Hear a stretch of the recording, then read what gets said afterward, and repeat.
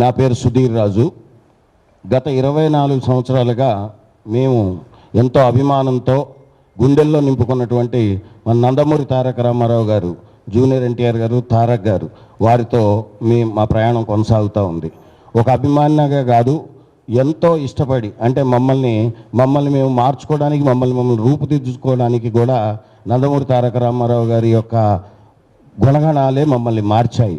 ఈరోజు మేము ఈ విధంగా రాగలిగాము అని అంటే ఒక స్టేట్ కన్వీనర్గా మమ్మల్ని మేము ఉంచి ఆయన గారి యొక్క కార్యక్రమాల్లో పాల్గొనడం జరుగుతుంది. ఈరోజు ముఖ్యంగా మీ అందరి సమయం తీసుకోవడానికి గల కారణం, మీ అందరి ముందు వచ్చి ఎప్పుడూ మాట్లాడని మేము ఈరోజు మీ ముందుకు వచ్చి మాట్లాడటానికి ముఖ్య కారణం, ఒక వ్యక్తి మాతృ సమానురాలైనటువంటి ఎవరికైనా మన ఇంట్లో ఆడవాళ్ళని ఎప్పుడైనా సరే నువ్వు ఢీ కొట్టదలుచుకుంటే మగవాళ్ళతో, నీకు సరి సమానులతో ఢీ కొట్టాలి.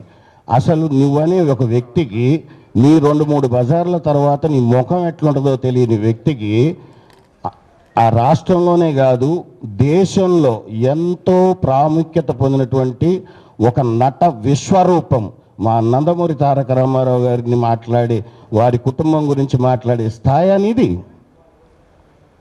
ఆ అమ్మ ఏం చేసింది నీకు? ఆ అమ్మ గురించి ఎందుకు మాట్లాడాల్సి వచ్చింది? ఒక మంచి నటుడిని కన్నది, ఒక మంచి నటుడుగా అతన్ని తీర్చిదిద్దింది, ఒక మంచి కళాకారుడుగా, తెలుగువారి పేరును నిలబెట్టే ఒక కళాకారుడుగా తయారు చేసి ఈరోజు మనందరికీ ఇస్తే అది గర్వకారణమా లేకపోతే ఇంకేమన్నా? నువ్వు మాట్లాడేది ఎప్పుడు మాట్లాడుతావా? తెల్లవారుజామున 3ంటికా? సినిమా ఇంకో గంటలో రిలీజ్ అయ్యేటప్పుడు ఫోన్ చేసి బెదిరిస్తావా? ఎవరిని బెదిరిస్తున్నావు? మా నందమూరి తారక రామారావు గారు మాకు నేర్పించింది ఏంటి అంటే, ఎవరో ఏదో మాట్లాడుతూనే ఉంటారు, మన పని మనం చేసుకుంటూ పోవాలి. దారిలో వచ్చే ప్రతి దానికి ప్రతిస్పందన అనుకుంటూ పోతే మన కాలం వృధా తప్ప మనకు దానివల్ల వచ్చేదేం లేదు.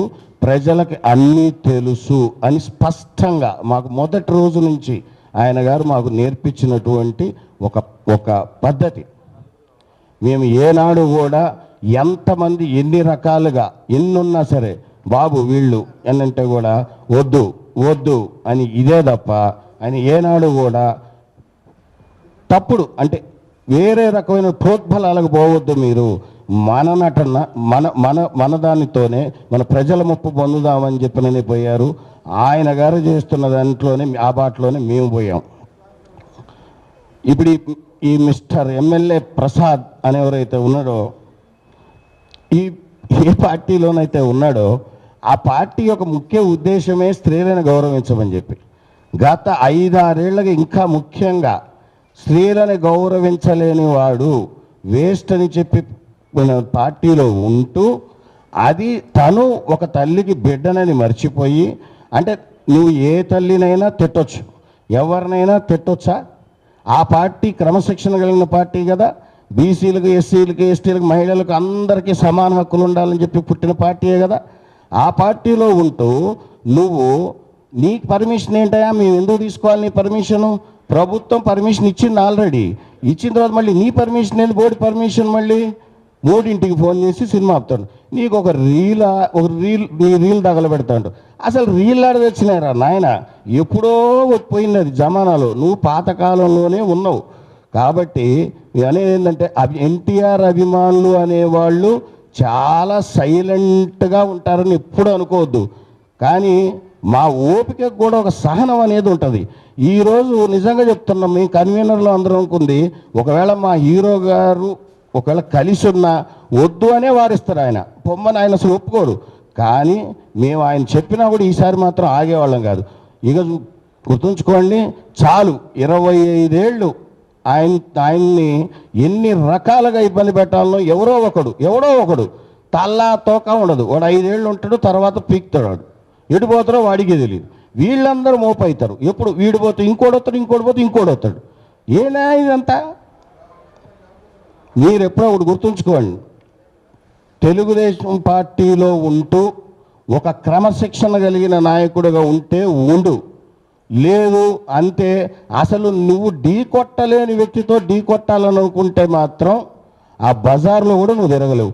ఇంకోటి, నువ్వు ఏదో సినిమా వేస్తే కాల్చేస్తా అంటున్నావు. ఏం కాలుస్తావు?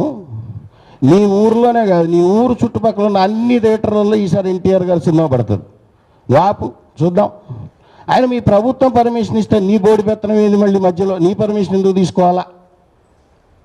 ఎవరి కోసం తీసుకోవాలా? మరి ప్రభుత్వానికే చెప్పాల్సి ఉండే, నా ఊర్లో కుదరదు ఎన్టీఆర్ గారి సినిమా వేయొద్దని చెప్పి నువ్వు ప్రభుత్వానికి చెప్పుకోవాల్సి ఉండే. నువ్వెందుకు అభిమాన సంఘాలకు ఫోన్ చేసి బెదిరిస్తున్నావు? This is not right. ఒక పొలిటీషియన్ అనేవాడు యాంటీ సోషల్ ఎలిమెంట్స్ని తయారు చేయకూడదు, సోషల్ యాక్టివిటీని తయారు చేయాలి. అంటే సమాజానికి ఉపయోగపడే చెప్పు నువ్వు ఏదైనా ఉంటే. అంతేగాని పాలిటిక్స్ని సినిమా రంగాన్ని ఎట్లా కలుపుతావు? 25 ఏళ్ళు చలనచిత్ర రంగంలో మా హీరో గారు ఎన్నో ఆటుపోట్లు ఎదుర్కొని ఆ స్థాయికి వచ్చారు. కాబట్టి ఆయన గారు ఆ రోజు వార్ 2 ఆ ఫంక్షన్లో ఏం మాట్లాడారు అసలు నువ్వు విన్నావా? అసలు పూర్తిగా అది పూర్తిగా జ్ఞానంతో వినాలా.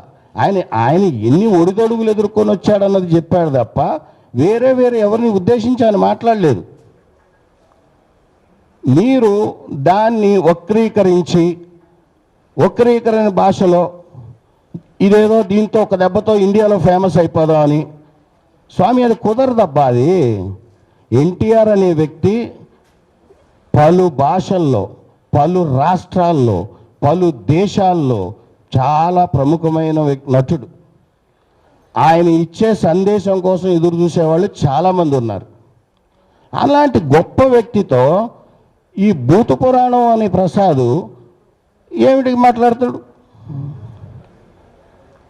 ఇప్పుడు మా అందరం కోరుకునేది ఒకటే అండి, ఈ మిస్టర్ సోకాల్ ప్రసాద్ ఎవరైతే ఎమ్మెల్యే ఉన్నాడో ఆయన గారు ఏదో ముందు మాట్లాడేసి రాత్రిపూట తెల్లారుజామున అది జోష్లో మాట్లాడిండో ఎట్ట మాట్లాడిండో ఆ 3 గంటే అది మీరే అర్థం చేసుకోండి. నెక్స్ట్ డే ఏదో ఒక బెడ్రూమ్లో కూర్చొని ఒక సెల్ఫీ వీడియో తీసేసి పెట్టేసి నా పని అయిపోయిందని చేతులు దులుపుకుంటే కుదరదు.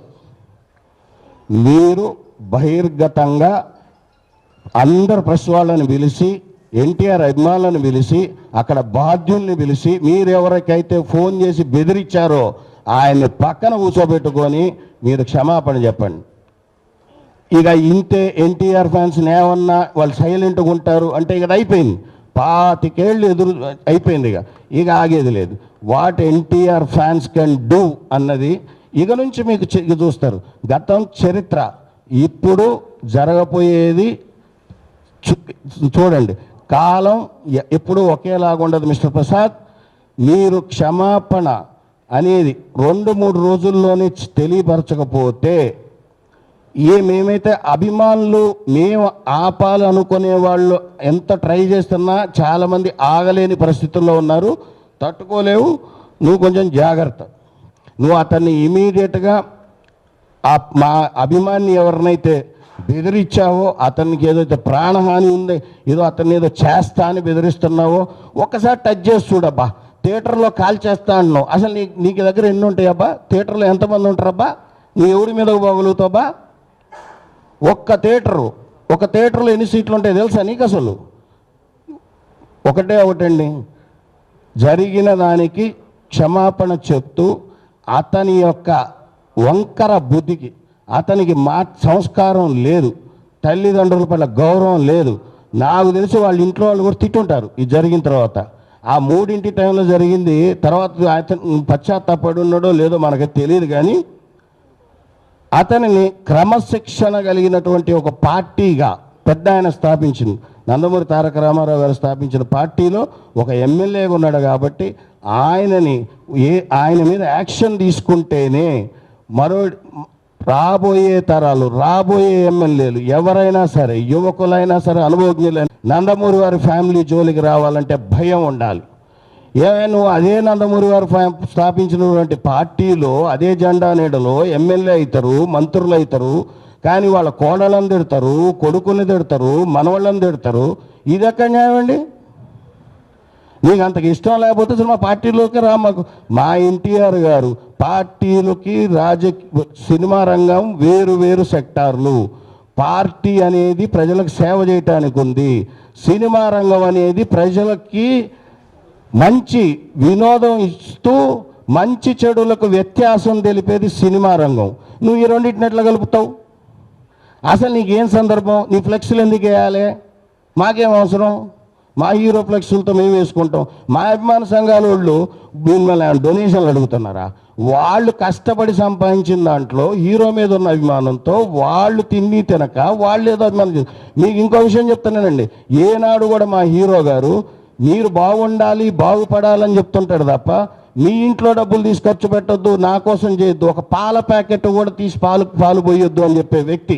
అంత మంచి వ్యక్తిని పట్టుకొని అతని పని అతను చేసుకుంటా పోతూ ఉంటుంటే మీరందరూ ఒక చీడ పురుగుల్లాగా మధ్యలో వచ్చేసి ఇందులో భావాలు వేరే వేరే రకమైనటువంటి పదజాలాలు వాడుకుంటూ మొత్తాన్ని సమాజంలో ఉన్న ఒక కల్మషం లేని మనిషి యొక్క జీవితంలోకి అనవసరమైన సంఘటనలన్నీ తీసుకొని వస్తున్నారు. ఇది పూర్తిగా ఖండించదగ్గ విషయం.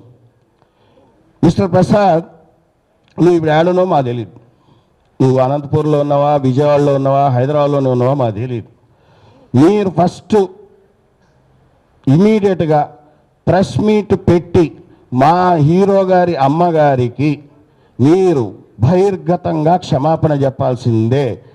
నేను ఒకటి చెప్తున్నా, ఇంకొక చిన్న మాట గుర్తుంచుకో మిస్టర్ ప్రసాద్.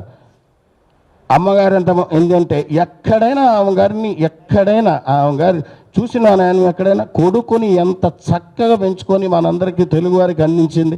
అలాంటి తల్లిని పట్టుకొని నువ్వు అంత పెద్ద పెద్ద మాటలు ఎట్ట మాట్లాడుతావా? నువ్వు అసలు నీకేం సంబంధం అసలు ఆ కుటుంబంతో మాట్లాడితే? మళ్ళీ నందమూరి వాళ్ళకు నారా వాళ్ళకి ఫాలోవర్ అని అంటావు. నువ్వు ఫాలోవర్ అయ్యిండి ఆ ఇంట్లో వాళ్ళని తిట్టుకుంటూ పోతున్నావు నువ్వు.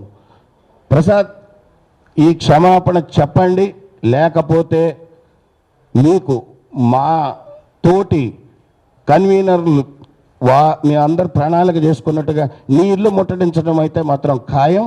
పార్టీ వారికి కూడా పెద్దలకు ఒక విన్నపం, గతంలో కూడా చాలామంది నాయకులు మా నందమూరి తారక రామారావు గారి గురించి దుర్భాషలు ఆడినా మేము దాన్ని ఎంతో సహించి ఓపికతో మేము ఏం మాట్లాడకుండా ఉన్నాం. కానీ దీనికి దేనికైనా ఒక ఎండ్ అనేది ఉంటుంది. ఈ విషయానికి ఎండ్ అనేది లేకుండా పోతుంది. మన పార్టీలో ఉంటూ మన ఎమ్మెల్యే అయ్యిండి మహిళలకు ఎంతో గౌరవం ఇచ్చే పార్టీ అని చెప్పుకొని మన దాంట్లోనే ఇలాంటి విషయాలు రిపీట్ అవుతున్నాయి. కాబట్టి ఒకళ్ళపై చర్య తీసుకుంటే ఇది ఇకపై ఎవరు ఎలాంటి వాటికి దుస్సాహసానికి పాల్పడరు అన్న ఒక దీని విషయంతో మీకు దయచేసి మీ అందరికి రిక్వెస్ట్ చేసేది ఏంటంటే పార్టీ పెద్దలకి దీనిపై క్రమశిక్షణ చర్య ఇమీడియట్గా ప్రసాద్ గారి పైన తీసుకోవాలని చెప్పి మా నందమూరి తారక రామారావు గారి అభిమానుల తరఫున మేము అక్కడ లోపల ప్రభుత్వాన్ని మేము రిక్వెస్ట్ చేస్తున్నాం. ప్రసాద్ గారు మీరు ఇంకోటి గుర్తుంచుకోండి అండి, me not only in Andhra, Telangana కాదు, నార్త్లో కాదు, ఒక్కసారి కదిలిందా సైన్యం, ఎన్టీఆర్ సైన్యం పవర్ ఏంటో గతంలో ఒక 15 ఏళ్ల క్రితం అందరికీ తెలుసు. 18 ఏళ్లకే ఇండస్ట్రీలోకి వచ్చి ఏమేం చేసిండ్రో ఆయన మీకు తెలుసు. ఆయన ఆయన ఎంత మోల్డ్ చేసుకున్నాడో మీకు తెలుసు. మా అభిమానులు కూడా అంతే తయారు చేసిండు. కామ్గున్నాం, let us full stop for everything. దీనికి ఒక ఎండ్ కావాలి అంటే ఐదర్ ఆయన్ని సస్పెండ్ చేయండి లేదా మా ప్రణాళిక మాకుంది. Thank you.